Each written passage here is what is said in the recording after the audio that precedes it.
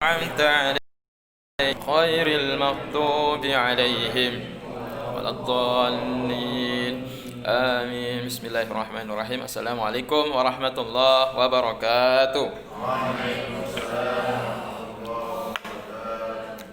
Coba sekarang kita lihat moto kitab Baikuni sama seperti kitab Fathul Bari. Ya, jadi motonya sama, wa ma atakumur rasulu fakhudhuhu wa ma nahakum anhu fantahu. Jadi sama ayat Al-Qur'anul Karim.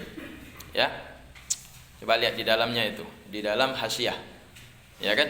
Dan apa-apa yang mendatangkan kepada kalian akan kalian oleh Rasulullah fakhudhuhu, maka ambillah akan oleh kalian akannya apa yang didatangkan oleh Rasulullah. Jadi apapun yang Rasulullah bawa, ambil. Apa yang Rasulullah yaitu larang, jangan ambil, ya, tinggalkan apa yang Rasulullah larang.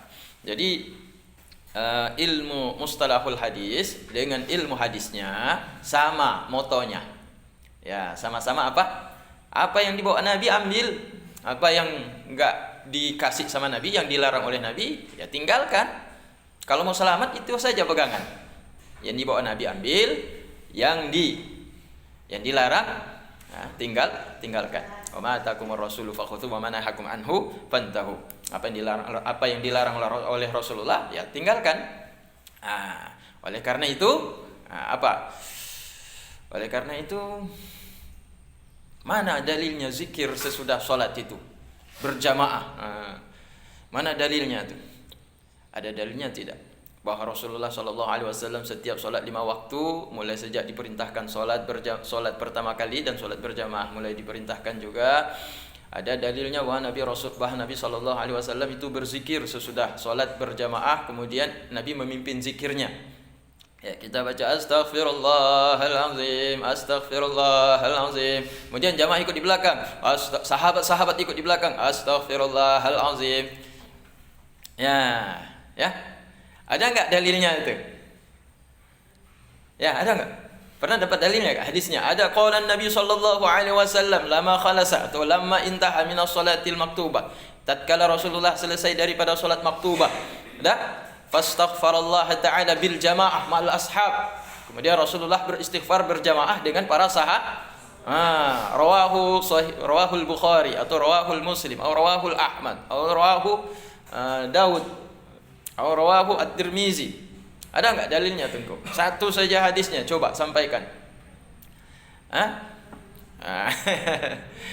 Tidak ada, berarti kalau tidak ada berarti kita tidak boleh amal.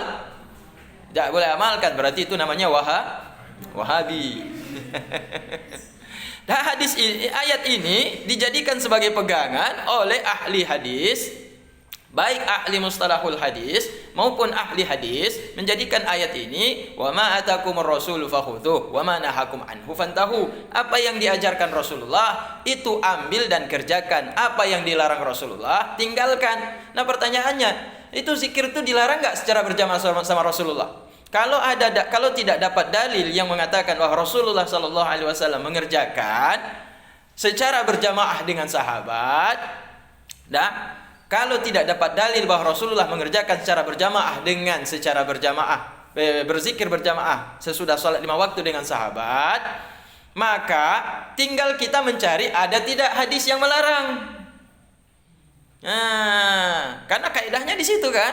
Kalau Rasulullah bawa amalan tersebut, kerjakan. Udah dapat semua amalan Rasulullah, kita nggak tengok misalkan, karena saking bodohnya kita nggak semua hadis itu terlacak, misalkan hadis tentang zikir berjamaah. Nah, nggak semuanya kita bisa, misalnya kita belum kaji semuanya, terus janganlah vonis itu belum tidak ada hadisnya. Nah, itu pun ada juga dasarnya, kaidahnya. Apa namanya kaidahnya? Adamul wujudan la yastalzimu adamul wujud. Enggak dapat bukan berarti enggak ada.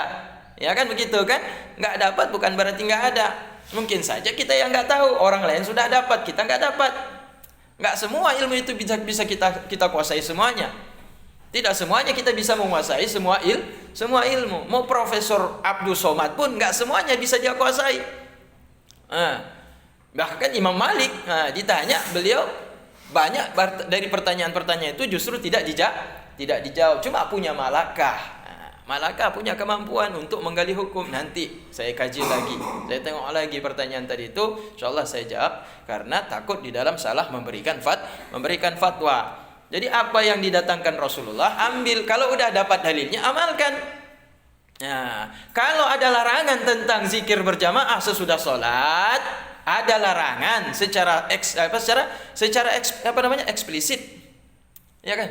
Eksplisit dengan secara apa namanya itu? Secara soreh lah bahasa kita kalau dalam ilmu Arab atau dalam ilmu agama kan, bukan kinayah.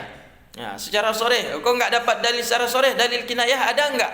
Yang sindir bahwa Nabi menyindir tidak boleh sholat berjamaah itu, kemudian zikirnya berjamaah. Kalau dapat dalil secara soreh, ya silahkan amalkan. Berarti tidak boleh zikir secara berjamaah, dipimpin oleh imam. Itu khusus sholat 5 waktu. Di luar sholat 5 waktu itu dibolehkan.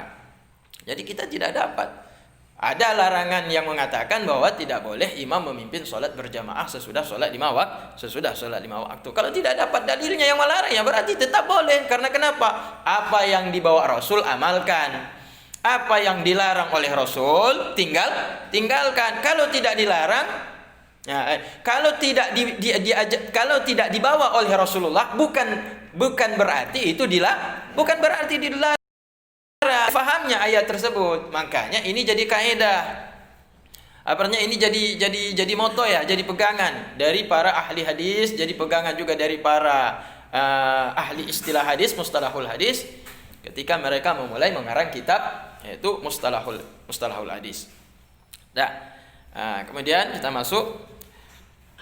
Aduh, kenyang dengan angin nih. Pagi-pagi udah kenyang dengan angin. A'udzubillahi minasyaitonirrajim. Bismillahirrahmanirrahim. Ya ustazah, sebelah kanan. Man ismuki? Yang paling sudut sana itu. Ustazah siapa namanya? Ustazah Zulekha. Yang sana paling ujung. Ustazah siapa namanya Ustazah? Darmiati. Ustazah Darmiati. Iya. Oh, Ustazah Darmiati. Dari mana Ustazah Darmiati? Min aina anti? Oh, Meulabo. Tulisannya kan Meulabo kan? Mau orang Aceh ini kayak orang Inggris kan? Tulisannya eat, dibaca it. Orang Inggris. Orang Melabo, orang Aceh kan orang cara bacanya itu kan kayak orang Inggris kan? Eat dibaca it, bajubu. Kalau tidak bisa bahasa Aceh, pajubu. Jadi kayak orang Batak kan nih. Kayaknya kayak orang Batak. Dah Ustazah Darmiati. Min Maulabo. Melabo. Kampungnya Cut Nyadin. Ya, Cut Nyadin apa Tukumar? Tukumar ya? Ya. Ya, Ustazah Darmiati, tafadhali taqra min bidayah tabarrukan, ngambil berkah nih sama Ustazah. Dah, matanya dulu. Ini ada 3 ya, ini ada 3. Nah, coba lihat di matan yang di yang lembaran paling depan nih, ada 3 nih pengarang kitab nih. Ini kitab tipis nih, tapi dikeroyok sama 3 ulama. Ya, kitabnya tipis tapi dikeroyok sama 3 ulama. Nah, yang pertama lihat di bawah sekali itu. Oh, 4 lagi, bukan 3, 4 lagi, ada Bahamis lagi. Dah, jadi ada matan. Dah, ada kok gemetaran saya ini. Oh, udah dingin-dingin baju basah tadi malam. Coba lihat.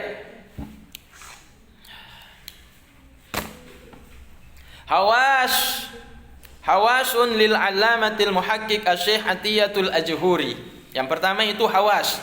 Sebenarnya bukan yang pertama al-hawas, itu yang paling akhir itu dibawa sekali itu. Coba lihat bilhamis, wabil hamis. Ya. Hamis itu catatan kecil. Syarah Asy-Syaikh Muhammad Zarqani ala Manzumatil Baikuni al-Madhkura. Syarah Syekh Muhammad Zarqani. Jadi syarahan daripada Syekh Muhammad Zarqani